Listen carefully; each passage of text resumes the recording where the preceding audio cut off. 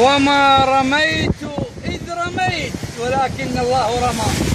هذا منظر وعلى مدخل وادي فاطمة المشهود له بالتاريخ العميق. الله أكبر. وها احنا الحين وعدناكم بالمنظر السيول اللي في الموقع التصوير الأولى، وهكذا نرجع لكم الآن على السير الكبير.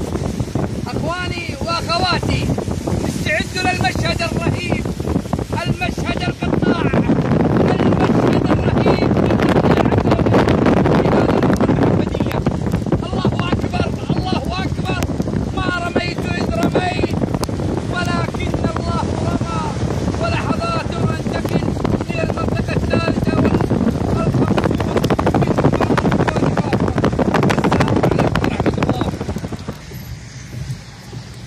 وما رميت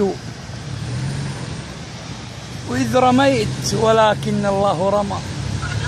هذه هي السيول، ها هي رحمة الله عز وجل، ها هي رحمة الله.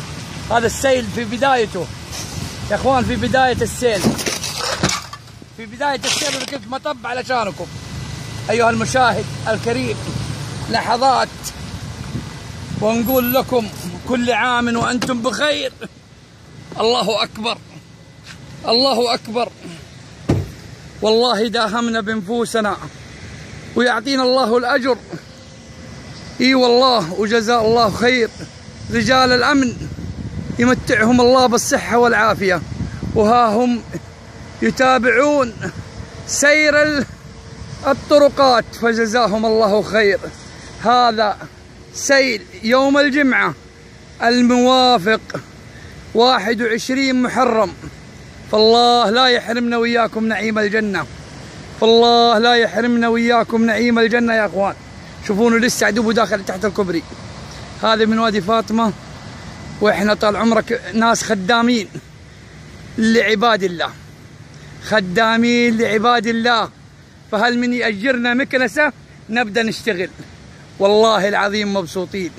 الله يبسطنا وياكم يا رب تسعدهم. هي بنروح المنطقة رقم 576. انتقلوا معانا، وكل عام وأنتم بخير مع إذاعة فيصل المحب للعالم كله.